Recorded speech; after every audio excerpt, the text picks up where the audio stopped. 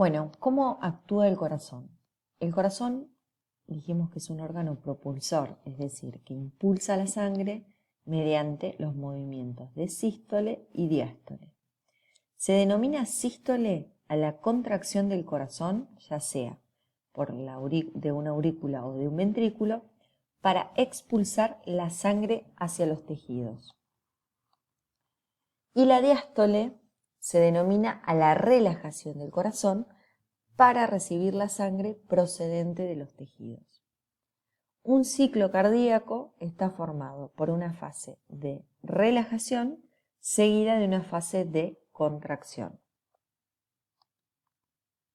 En este gráfico podemos ver cómo se producen estas fases del ciclo cardíaco. La diástole en la fase 1 es la relajación de todas las partes del corazón que permite la llegada de sangre. Es decir, el 75% del llenado ventricular ocurre en esta fase, que dura aproximadamente 0,4 segundos. La fase 2, que es la sístole auricular, es cuando las aurículas se contraen y proyectan la sangre hacia los ventrículos. Una vez que esta sangre ha sido expulsada de las aurículas, las válvulas auriculoventriculares que comunican las aurículas y los ventrículos se cierran para evitar el reflujo de la sangre hacia la aurícula. Esto dura aproximadamente 0,1 segundo.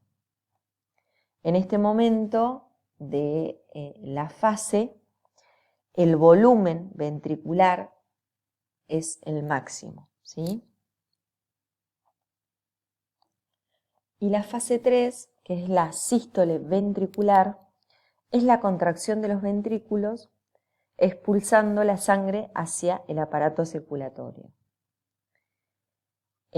Para que suceda este paso, tiene que el ventrículo vencer una elevada presión, tanto en la aorta o en la arteria pulmonar, para que esto, para que se produzca la eyección.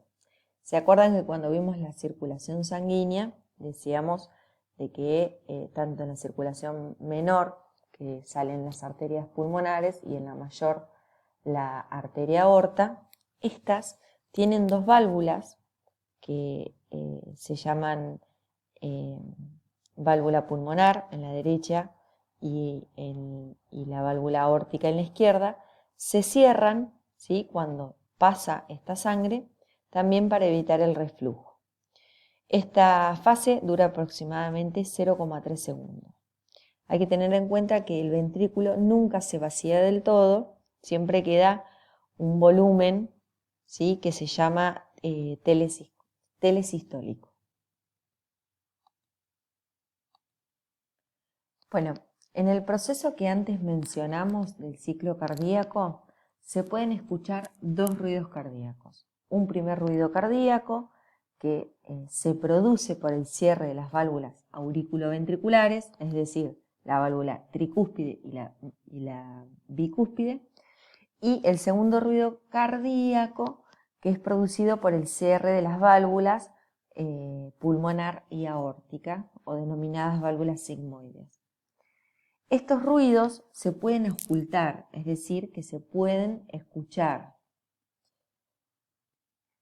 El primer ruido, que se le llama R1, se puede describir como un sonido que se le denomina LUV, L-U-V larga, que es más fuerte, es más prolongado que el segundo ruido y que es causado por el flujo turbulento que se asocia al cierre de las válvulas auriculoventriculares en el comienzo de la sístole, ¿sí?, de la contracción.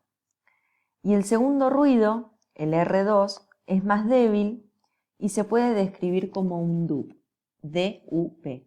Por eso siempre escuchamos ese lup-dup, lup-dup, lup-dup. Este sonido, el R2, es por la turbulencia asociada al cierre de las válvulas sigmoideas, que se encuentran tanto en la arteria pulmonar como en la arteria aórtica durante la fase sistólica, es decir, la fase de relajación. Existen dos ruidos cardíacos más, denominados como R3 y R4, pero que no son tan intensos para ser auscultados. El R3 es el producto de la turbulencia que se genera durante el llenado rápido, y el R4 es la turbulencia que se genera durante la sístole auricular.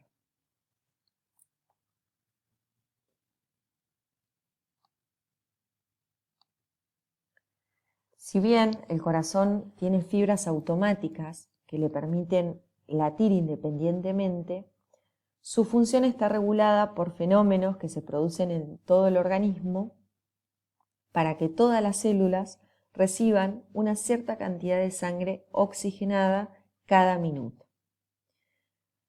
Cuando hablamos de gasto cardíaco, decimos, se le denomina también o volumen minuto, es el volumen de sangre eyectado por el ventrículo izquierdo o derecho hacia la aorta o tronco pulmonar en cada minuto.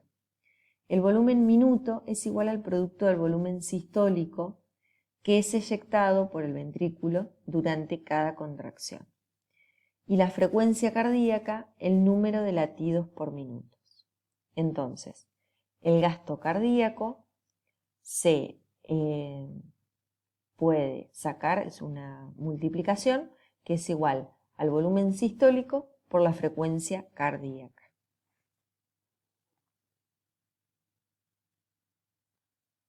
En un adulto promedio, el volumen sistólico es aproximadamente de 70 mililitros por latido y la frecuencia cardíaca es de 75.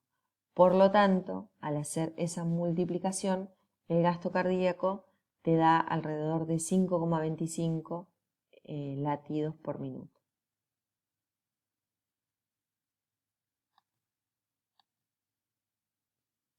Existen 3 factores que regulan el volumen sistólico y aseguran que tanto los ventrículos derecho e izquierdo bombeen el mismo volumen de sangre.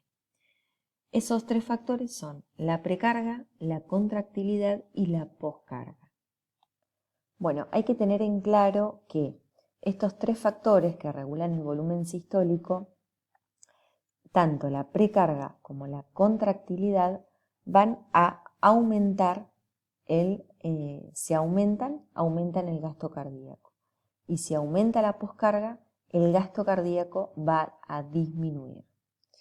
La precarga es la tensión que soportan los ventrículos, ¿sí? Es decir, cuando se llenan los ventrículos de sangre, la precarga es esa tensión que sienten las fibras musculares al llenarse de sangre.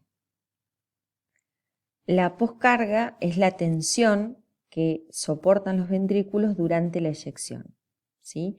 Esto tiene que ver con la resistencia vascular periférica, sistémica y pulmonar. Y la contractilidad esta es conocida también como inotropía, que es la función contráctil del corazón. Los 3 son conceptos bastante complejos, ¿sí? Lo importante es que tengan en cuenta cuáles son estos factores que regulan el volumen sistólico y cuál es la definición, digamos, clara de gasto cardíaco. Bien, vamos a hablar del sistema de conducción eléctrico del corazón. El músculo cardíaco es miogénico. ¿Qué significa esto? Que a diferencia del músculo esquelético, que necesita un estímulo o un reflejo, el músculo cardíaco se excita a sí mismo.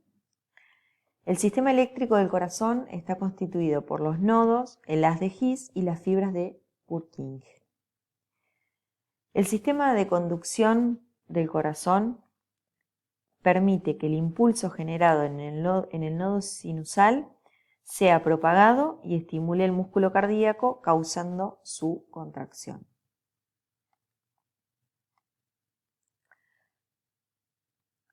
El nódulo sinusal, también llamado sino auricular, está ubicado en la parte posterior de la aurícula derecha en la entrada de la vena cava.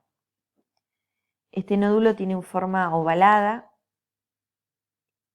y tiene una rica inervación simpática y parasimpática.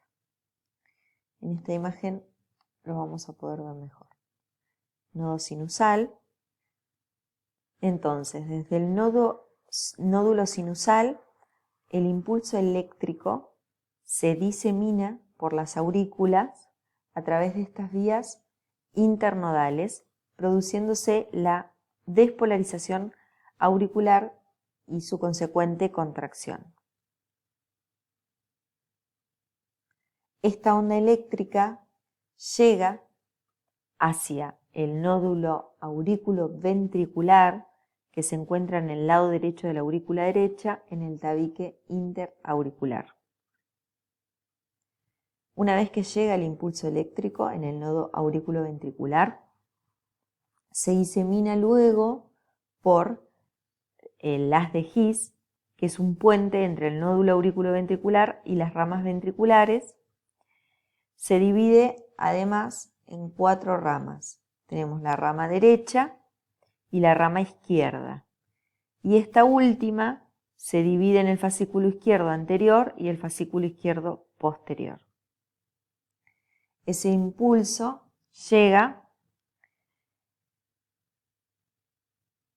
y se distribuye por los ventrículos, ocasionando la contracción ventricular por medio de estas fibras que se llaman Purkinje.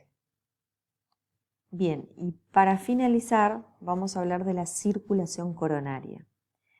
El miocardio posee su propia red de vasos sanguíneos, a la que denominamos circulación coronaria o cardíaca. Las arterias coronarias nacen de la aorta ascendente y rodean el corazón. Tenemos la arteria coronaria derecha y la arteria coronaria izquierda, que a su vez la coronaria izquierda se divide en circunfleja y descendente anterior izquierda, y la coronaria derecha se divide en la descendente posterior. Cuando se produce alguna obstrucción de alguna de estas arterias, se priva de oxígeno al músculo cardíaco y ahí es cuando se produce la isquemia miocárdica, ¿sí? Generalmente relacionado con angina de pecho, infarto agudo de miocardio y demás patologías que vamos a ver más adelante. Bueno, esto es todo por el momento. De todas maneras, lean el material, nos volvemos a leer en los foros y en las clases de consulta y seguimos con la parte de valoración de la necesidad de oxigenación circulatoria.